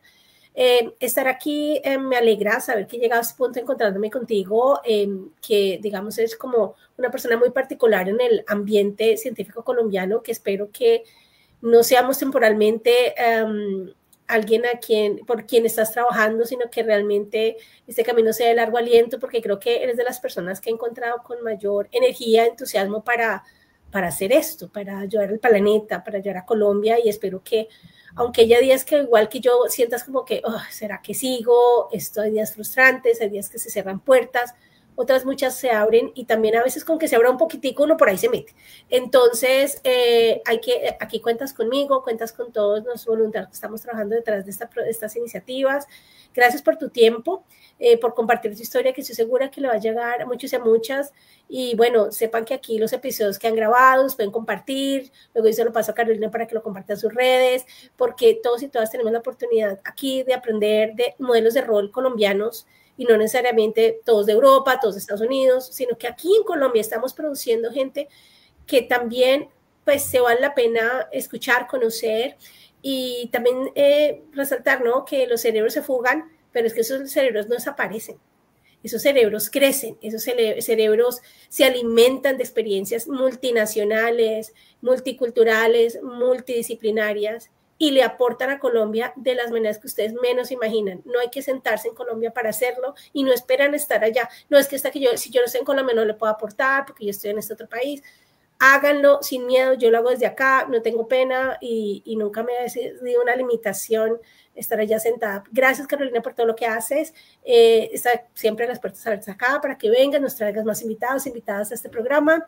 Y bueno, espero que a quienes nos ven no dejen de mandarnos preguntas luego, sugerirnos temas. Gracias por estar ahí y nos vemos quizás ya en diciembre con un tema nuevo. Creo que vamos a tratar de tener aquí con una maestría de estudios afrocolombianos. Hay temas ahí para explorar. También tenemos que aprender a reconocer nuestras raíces, estudiarlas, y es un tema maravilloso que espero que podamos tener en el mes de diciembre. Entonces, Carolina, gracias, te doy la palabra para que te despides.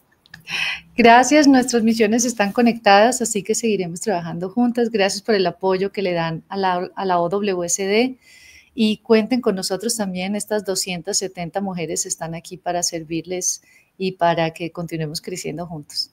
Gracias, Carolina. Chao, hasta luego. Chao.